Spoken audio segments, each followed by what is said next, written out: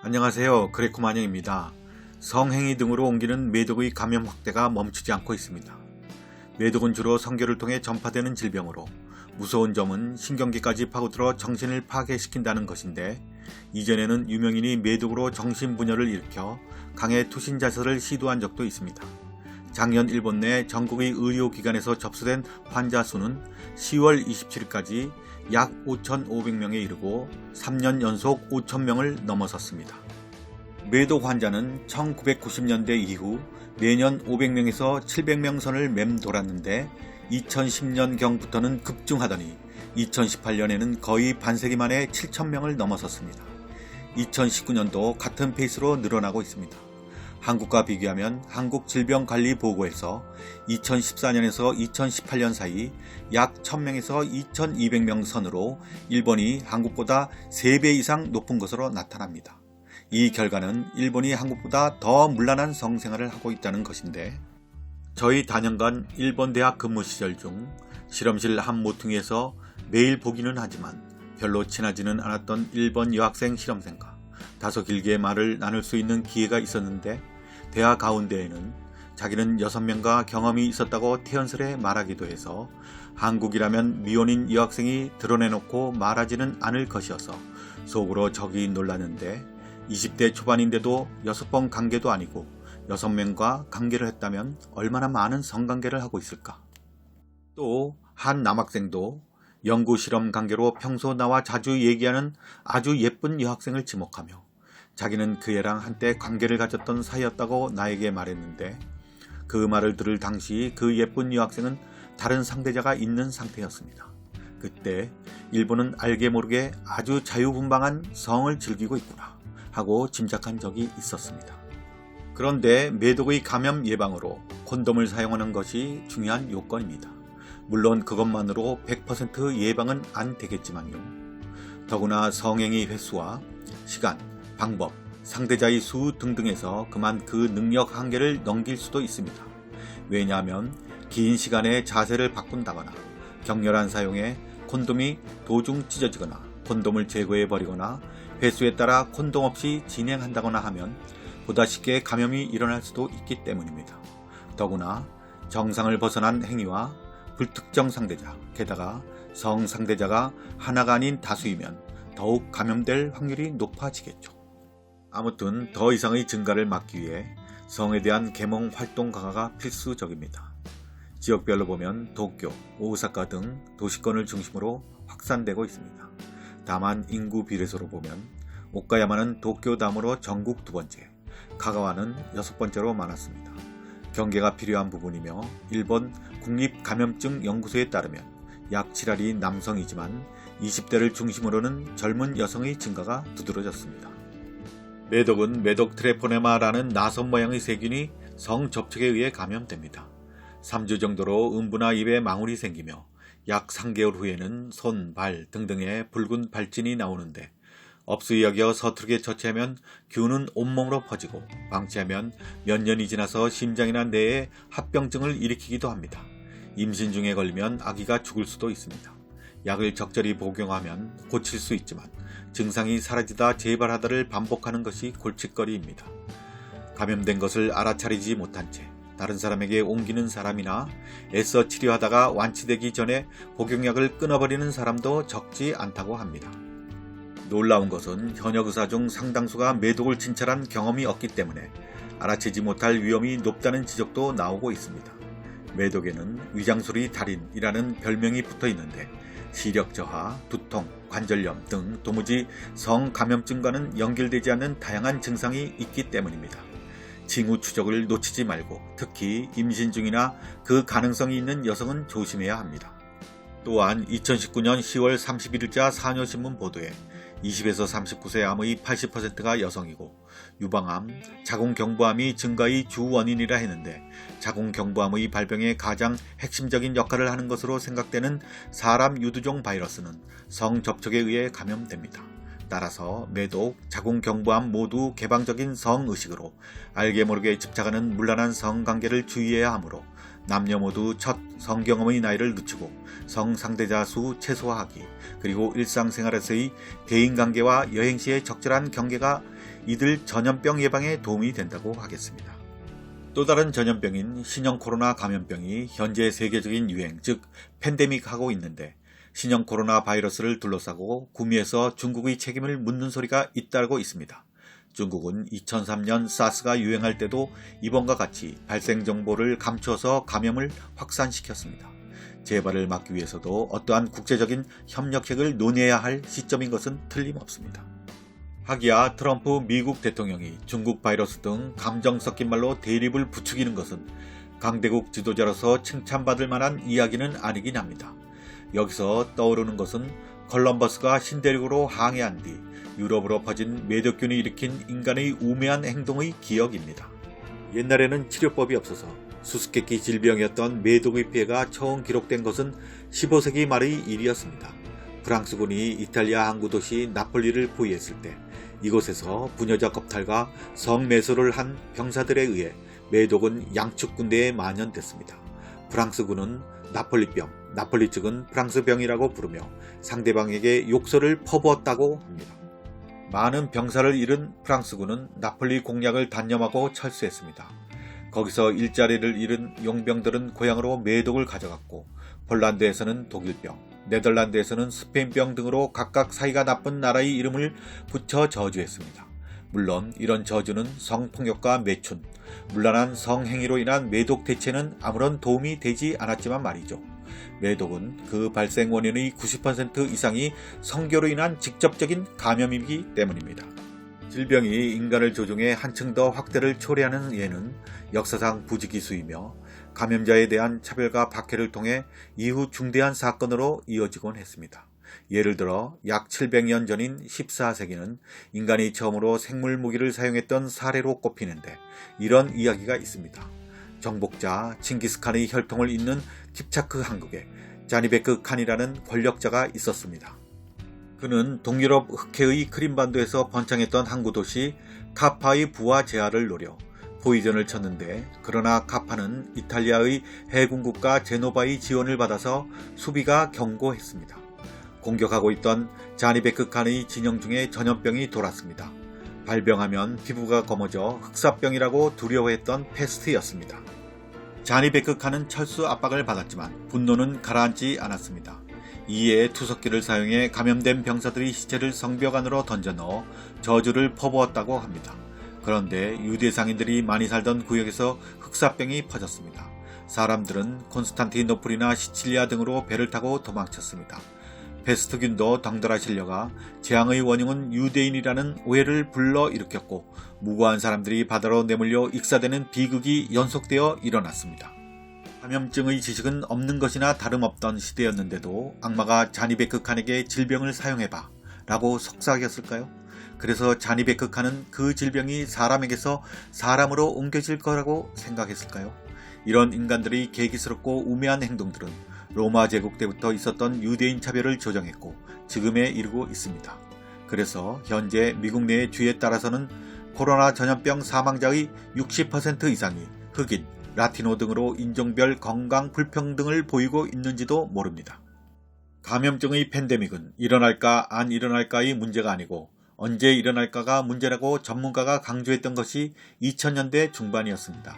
그로부터 10여 년, 신형 코로나 바이러스에 의한 폐렴의 집단 발생이 중국에서 보고되고 불과 수개월 만에 세계의 많은 도시들이 외출 제한에 의존하지 않을 수 없게 되었습니다. 감염증의 위협을 과소평가했다고 누구나가 느끼고 있을 것입니다. 인류와 감염증과의 투쟁의 역사는 깊은데 천년도의 흔적은 기원전 이집트 미라에서도 나타나며 14세기 유럽에서 흑사병이라고 두려워했던 페스트의 유행은 그 시기 전후에도 반복돼 왔습니다. 근대의 가장 큰 팬데믹은 100년 전인 1918년의 스페인 독감인데 전 세계에서 수천만 명의 목숨을 앗아갔습니다.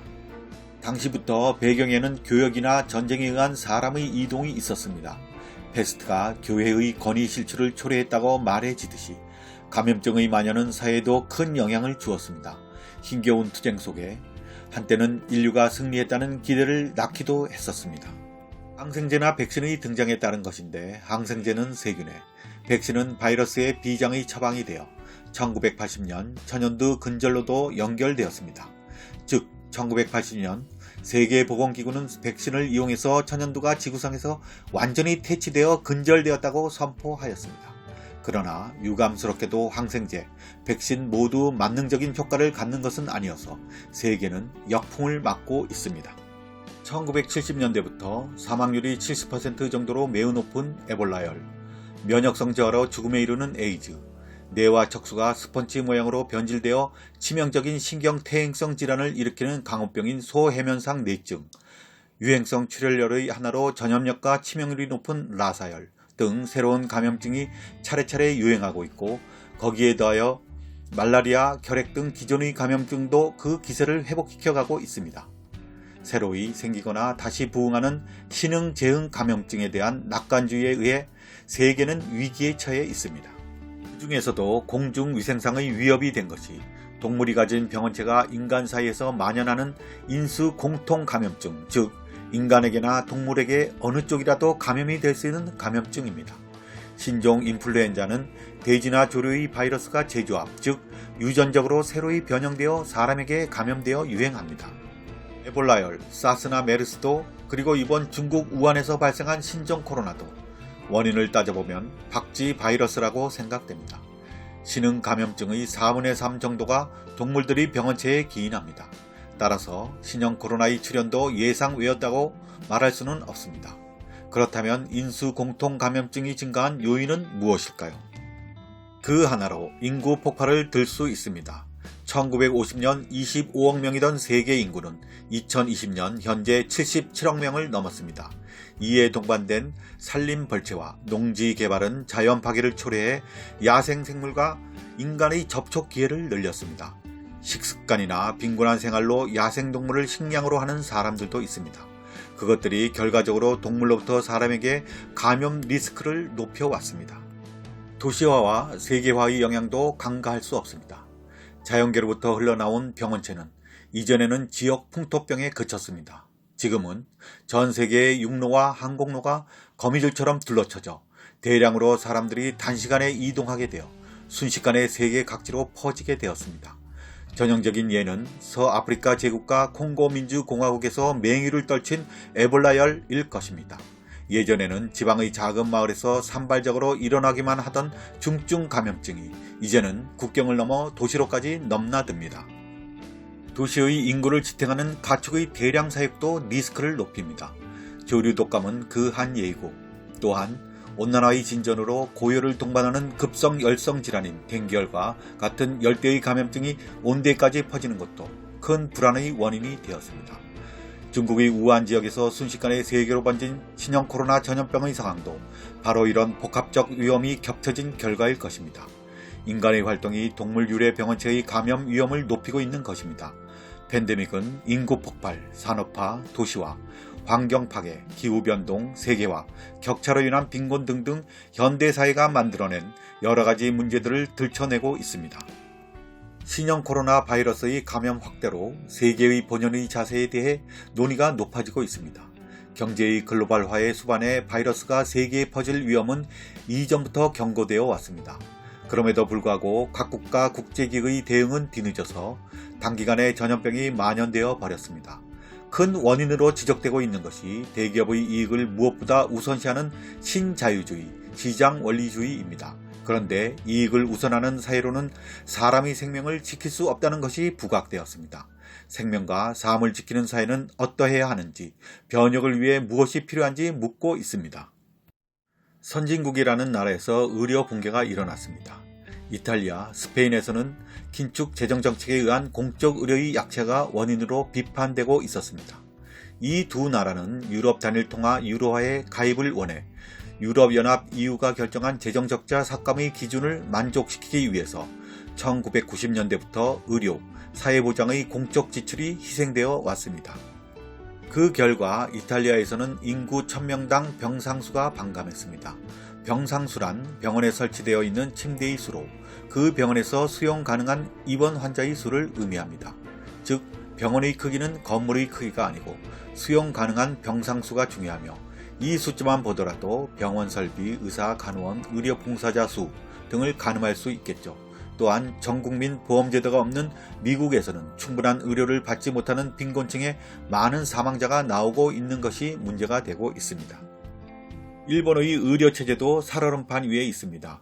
인구 1000명당 의사수는 이탈리아, 스페인을 밑돌아 세계 주요 7개국인 G7 중 최소입니다. 의사수를 억제해서 의료기관을 경영고에 몰아넣어 감염증 대책의 요점이 되는 보건소를 줄여온 일본의 사회보장 정책이 국민의 생명을 위태롭게 하고 있는 것입니다. 사회보장 삭감의 정치로부터의 전환이 급선무입니다. 국경을 초월한 감염에 대해서는 전 세계적으로 대책을 취하지 않으면 안 됩니다. 의료가 불충분한 개발도상국에는 지원이 필요합니다. 대기업 제약회사는 개발도상국에서 다양한 감염증이 빈발하고 있었을 때 자금 회수와 이익을 생각해 유치하게 백신 개발에는 소극적이었습니다. 앞으로 인류는 또 다른 바이러스 감염증에 시달릴 가능성이 있습니다. 항상 대비하기 위해 이번 교훈을 바탕으로 해서 국제협력을 강화할 필요가 있습니다. 이것을 돈벌이 최우선으로 할 수는 없는 일입니다. 코로나 위기 대책으로 각국은 거액의 재정 지출을 단행하고 있습니다. 재원 부담을 어떻게 할 것인지 세금을 모으는 방법, 사용법이 추궁됩니다. 코로나 전염병 후에 국민에게 부담 증가를 강요하는 방식으로는 경제가 회복되지 않습니다. 대기업, 부유층이 우대받는 세제를 개혁하고 능력에 따라 부담하는 세제를 확립해야 합니다. 코로나에서 부를 얻은 거대 기업도 있습니다. 다국적 기업의 세금 탈루를 허용하지 않는 공정한 과세 제도도 필수적입니다. 16세기 스페인 캐톨릭주교가 발견한 남아메리카의 외딴섬 갈라파고스에서는 독특한 생태계가 펼쳐져 있었습니다. 버블 붕괴 후 국내 내수 시장을 의식해 독자 상품을 계속 만들어온 일본 경제는 이 섬에 연관지어 갈라파고스화 되었다고 야유받았었습니다. 현재도 일본 은행이 전대미문의 정책을 내세웠습니다. 상한없이 국채를 매입해 자금을 흘려 코로나 재앙에 시달리는 경제를 구하려는 것입니다. 이만큼 이례적인 조치를 단행할 경우 미국과 유럽의 중앙은행과 긴밀히 제휴하는 것이 상식입니다. 하지만 그러한 낌새는 나지 않습니다. 경제의 국제 공조는 무너지고 세계는 갈라파고스 색채를 강화시켜가는 것이라서 그럴까요? 오스트리아 비엔의 명물 카페 모차르트는 페스트 기념비에서 걸어서 10여 분 거리에 있습니다. 20년 전 필하모닉 교향악단의 바이올린 연주자 한스 노박은 가게 안에서 대지이자 카라얀에 대해서 위대하지만 심술쟁이였다. 그리스계로 오스트리아 피는 들어있지 않을 것이다 라고 말했습니다. 그런데 이전 합스부르크가가 지배했던 영토의 출신자 이외에는 이 필 교향악단에 입단할 수 없다는 말이 있었고 노박도 빈 사람이어서 이러한 설에 믿음이 있었습니다. 하지만 살펴보니 현실은 달랐습니다. 호주, 캐나다, 덴마크 등등 단원들은 각국에서 모여와 있었습니다. 알고 보니 그 교향악단의 명성은 글로벌한 피로 유지되고 있었습니다. 필 교향악단에서 명연주를 펼친 카라얀도 그런 한 사람의 일원이라고 말할 수 있을지 모르겠습니다. 이렇듯 글로벌리즘의 역사는 오래됐습니다. 단지 지금까지 분야마다 파도의 크고 작음의 차이가 있었던 것입니다. 1980년 전후를 경계로 글로벌의 큰 파도가 경제 분야로 향했습니다. 영국의 마거릿 대처 총리가 전통의 껍질을 깨고 외국 자본을 받아들였고 이에 호응하듯 세계의 대기업이 국외 진출을 가속화했습니다. 다음의 주역은 금융자본이었습니다. 거액의 돈이 소용돌이치며 IMF 위기처럼 국가까지 재정 파탄의 수렁으로 몰아넣었습니다. 리먼 쇼크로 위기가 진정되자 거대 IT 기업 시대로 넘어갔습니다. 하지만 바이러스라는 눈에 보이지 않는 적이 글로벌 경제를 잠식하기 시작하고 있습니다. 국경을 넘은 사람이나 물건의 왕래는 바이러스 감염 방지가 안 되는 리스크입니다. 당분간 선진국 경영자들은 해외 진출을 꺼리고 국외 거점을 자국 내로 되돌릴 움직임을 보일 것입니다. 상품은 보편성을 잃고 독특한 개성을 가진 갈라파고스풍으로 변모될 가능성이 있습니다. APEC, 즉 아시아태평양 경제협력회의라는 국제협력의 틀도 일단 침체될 것이고 외국과의 경제관계를 최선으로 한 보금자리형 경제가 일정 기간 주류가 되어가는 것은 확실하다고 생각합니다. 다만 중국이라는 변수도 있습니다. 1대1로라고 이름 붙인 국제 진출의 의욕은 쇠퇴하지 않았습니다. 부치치 세르비아 대통령은 유럽의 연대는 어린이들의 동화 같은, 즉 실현 불가능한 이야기였다. 도와준 곳은 중국뿐이었다고 잘라 말하고 있습니다. 이렇듯 중국 의존을 강화시키는 나라는 확실히 증가하고 있습니다. 반면 중국에 대한 적대감도 커지고 있습니다. 15세기 전반 패스트 재앙이 수습된 빈에서 유대인 차별이 일어났습니다. 불안이 인종차별을 불러일으킨 겁니다. 이 전철을 피해야 합니다. 거대 IT 기업의 움직임도 유의해야 할 것입니다. 인공지능 AI를 사용해 사람과의 접촉이 필요 없는 서비스를 만들어낼 수 있습니다. 그것은 편리성 향상에 도움이 될지도 모릅니다. 그러나 그들이 방대한 개인정보를 다량으로 모으고 있는 이상 제어는 반드시 필요합니다. 인간의 모든 분야에서 분석 조절되어 사람 개인까지 세분되어 통제될 수 있습니다. 앞으로 미국의 자본력은 약화되고 더욱 국내 지향의 내향적이 될 것입니다. 중국은 세계의 공장이었던 시대를 마감하고 미국을 대신할 존재로서 야심을 강화시킬 것입니다. 유럽에서는 유럽연합 EU에 대한 신뢰가 약해져서 유럽 중세시대 길드처럼 배타적인 상공조합형 경제 여건이 생겨날지도 모르겠습니다. 신종 코로나 바이러스의 감염 확대로 자본주의의 파탄이 확산되고 있습니다. 현대의 자본주의 경제는 기업이 시장 경제를 통해 이익을 내는 구조입니다. 다만 20세기 후반부터 글로벌화가 진행되자 경쟁이 치열해져 선진국을 중심으로 빈부격차가 확대됐습니다. 그 반동으로 보호주의적 정책이 확산되면서 미중 무역전쟁이 세계 경제에 그림자를 드리우고 있었습니다. 코로나 재앙으로 주요국이 자국 경제의 살리기를 우선시하기만 하면 글로벌화에 대항하는 움직임이 한층 강해질 가능성이 있습니다. 몇몇 나라는 이미 식량 수출을 제한하거나 방호복과 마스크를 서로 빼앗거나 했습니다. 일본에서는 생산 거점의 국내 회기를 지원하는 비용이 정부의 추가 경정 예산에 포함됐습니다. 공급망을 중국에 의존하는 리스크가 부품 조달의 정체나 마스크의 풍기로 표면화했기 때문입니다. 보호주의는 경제의 효율을 악화시켜 국가 간 관계에도 긴장을 초래합니다.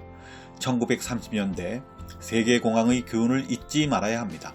주요국들이 서로 국내 산업과 일자리를 지키려고 무역 제한 조치를 취한 결과 세계 경제가 더욱 위축되어 제2차 세계대전으로 이어졌습니다.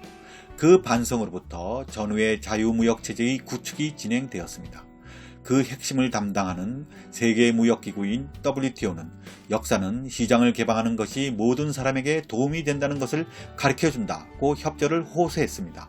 주요국들은 자유무역체제의 재구축이 경제회복의 지름길이라는 인식을 공유해야 합니다. 격차 시정도 매우 중요한 과제입니다. 코로나 재앙으로 경제정체가 장기화하면 중소 영세기업과 비정규직 근로자들이 입을 타격이 큽니다. 빈곤층이 늘면 소비가 침체돼 경제의 기반이 약화됩니다. 한편 사람의 왕래나 물건의 유통이 줄어 디지털의 활용이 더욱더 진행될 것입니다. 거대 IT 기업의 과점이 강해져 일부의 기업이나 부유층으로 부가 집중하는 경향에 박차를 가할 수도 있습니다. 이렇게 되면 디지털화에 소외된 기업이나 사람들의 목은 더 줄어듭니다. 경영자는 이익의 배분을 숙고할 때입니다. 코로나 재앙 상황에서도 의료나 소매, 물류가 사회를 지탱하고 있습니다. 이런 현장에서 일하는 사람이 안심하고 살 수 있는 경제야말로 필요합니다. 중산층이 두꺼워지면 사회도 안정됩니다. 미국 포드 모터를 창업해 대량 생산으로 자본주의의 혁신을 가져온 헨리 포드는 1세기 전 저서에서 자본의 최고 사용법은 이익을 늘리는 것이 아니라 이익을 늘려 생활 향상에 도움이 되게 하는 것이라 했습니다. 투자자들은 단기 이익뿐 아니라 기업의 사회적 역할 등을 충분히 고려해야 합니다.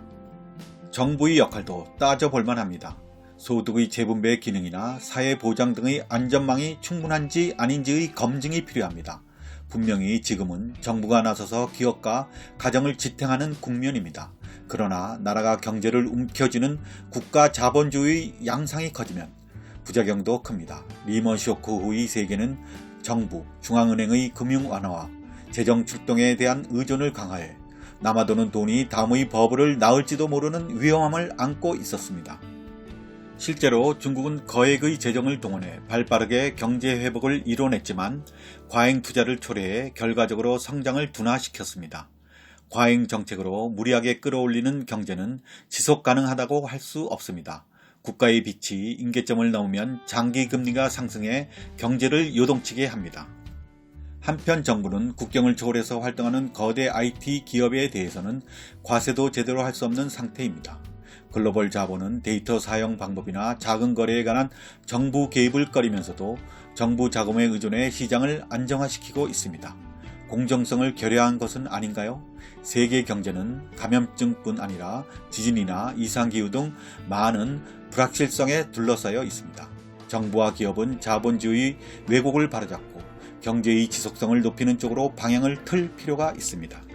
코로나 위기로 인해 선명해진 것은 국제사회의 실상입니다. 미국이 주도적 입장에서 내려옴으로써 리더 부재의 세계가 부상되었습니다. 즉 미국의 일극 시대가 저물며 무국의 시대가 도래한 것입니다. 때로는 독선적이 되어 타인의 일에 참견하고 싶어하는 반면 세계의 리더로서의 자부심과 책임감을 가지고 있었다. 이것이 지금까지의 미국이었습니다. 예를 들어 무익한 이라크 전쟁을 일으켜 불평을 산 조지 W. 부시 행정부이지만 에이즈 대책에서는 세계에 크게 공헌했습니다. 2003년에 구제 프로그램을 만들어 850억 달러 이상을 거출, 아프리카를 중심으로 1,700만 명의 목숨을 구하고 수백만 명의 감염을 막았다고 말합니다. 부시 행정부의 뒤를 이은 오바마 행정부는 서아프리카에서 에볼라 출혈열이 맹위를 떨치던 2014년 봉쇄를 위해 3,000명의 병사를 현지에 파견했습니다. 라이베리아로부터 도미 후에 에볼라열이 발병한 환자로부터 간호사가 감염되는 원내 감염이 일어나거나 해서 미국에 있어서 에볼라 재앙은 남의 일이 아니었었습니다. 이런 험악한 수고도 감내했던 미국입니다. 이번 글로벌 위기에서도 미국은 앞장서 인류의 시련에 맞서는 모습을 보여줬으면 했었습니다. 그런데 트럼프 대통령은 세계보건기구인 WHO와 중국을 공격하는 데 혈안이 되어 있습니다. 미국이 세계 최다 감염자를 내고 있는 것은 검사 대응에 실패하여 감염 상황의 파악이 늦어진 것이 크게 영향을 주고 있습니다. 트럼프의 외부 적대 세력 때리기는 초등 대응 미숙으로 국민의 눈을 딴 데로 돌리기 위한 것이 아닌가 하는 생각이 듭니다. 그럼 트럼프 대통령을 대신해 리더십을 발휘하고 있는 지도자는 있을까요? 하고 생각해보면 눈에 띄지 않습니다. 그런 의혹이 있는 사람도 있지만 아직 역량이 부족합니다. 누구라는 말은 안 해도 알겠지요. 게다가 WHO와 선진 7개국인 G7이라고 하는 국제기관이나 조직도 역량 부족을 노출하거나 기능 부전에 빠져 있습니다. 국제사회의 연대감은 강하다고는 말할 수 없는 것이 드러났습니다. 미국의 일극 지배 시대의 황혼에 등장한 트럼프 대통령, 기치로 내거는 미국 제일주의는 있는 그대로 말하면 미국만 좋다면 된다고 하는 변죽이고 좀 거칠게 말하면 뻔뻔함입니다. 11월의 미 대통령 선거에서 민주당의 바이든 전 부통령이 트럼프 씨를 쓰러뜨린다 해도 완전히 내향적이 된 미국이 이전과 같이 적극적으로 세계에 관여해가는 것은 기대하기 어려울 것입니다. 미국을 대신해 패권을 질 야심을 지피고 있는 것이 시진핑 국가주석이 이끄는 중국입니다. 하지만 세계가 리더로 인정하기까지의 신용을 얻지 못하고 있습니다. 남중국해에서의 억지스러운 해양 진출과 국제사법의 판단을 무시한 행동 거지는 중국에 대한 신뢰를 손상시켰습니다.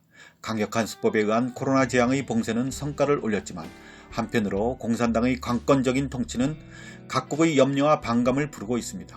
팍스 아메리카나, 즉 미국의 힘에 의한 평화는 막을 내리고 그것에 대신할 질서 담당자가 없습니다. 세계는 불안정하고 시야불량의 춘궁기, 즉 보릿고개를 맞았습니다. 코로나 재앙은 글로벌 경제를 후퇴시켰습니다.